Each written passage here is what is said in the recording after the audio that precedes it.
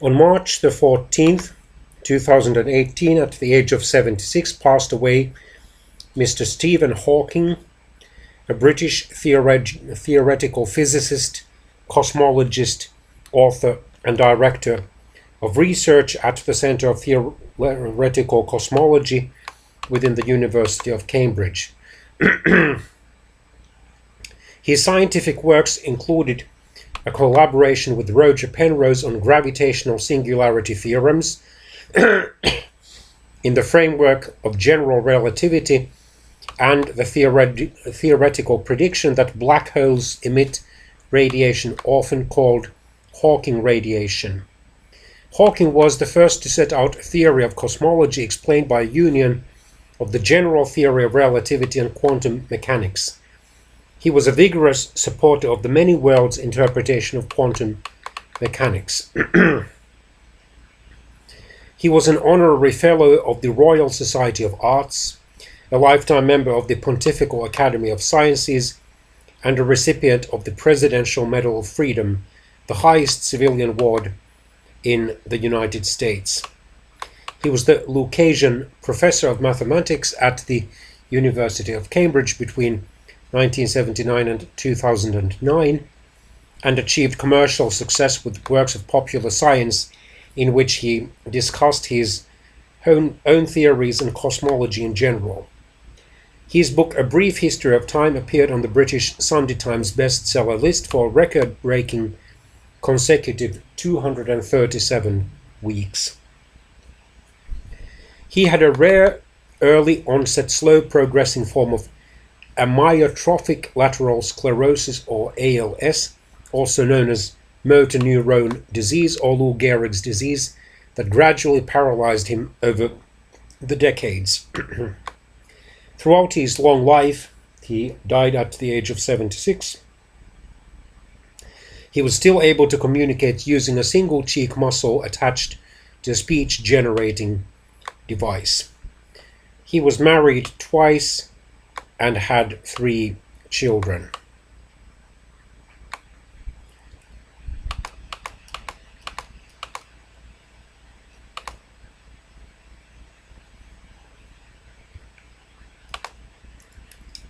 In 2006, he posed an open question on the internet.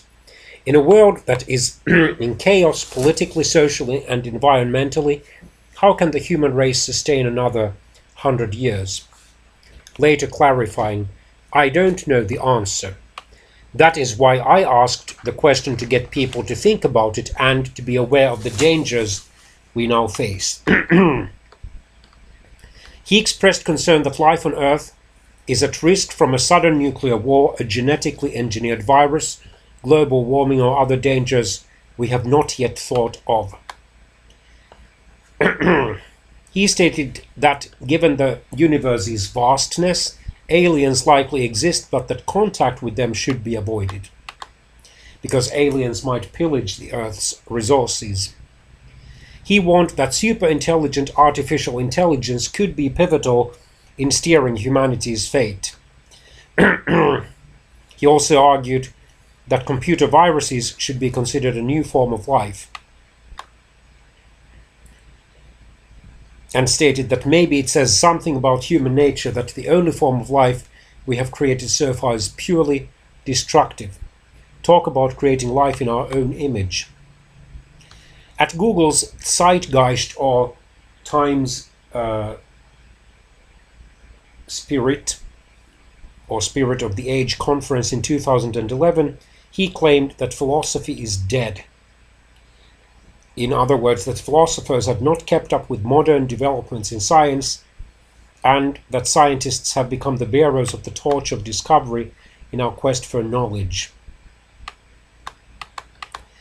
He stated that he was not religious in the normal sense, and that he believed that the universe is governed by the laws of science.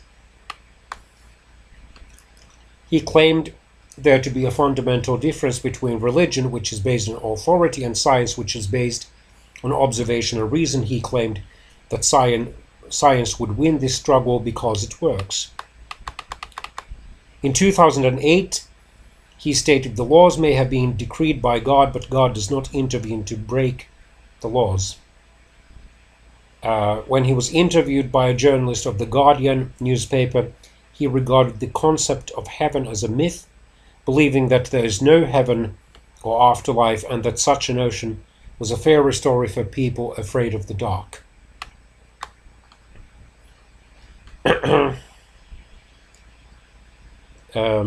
When narrating the first episode of the American television series Curiosity on the Discovery Channel, Professor Hawking declared, "We are each free to believe what we want, and it is my view that the simplest explanation is there is no God. There is probably no heaven and no afterlife either. We have this one life to appreciate the grand design of the universe, and for that I'm extremely grateful." In 2014, he declared himself openly an atheist. In an interview with the newspaper El Mundo, he commented, "Before we understand science, it is natural to believe that God created the universe. But now science offers a more convincing explanation."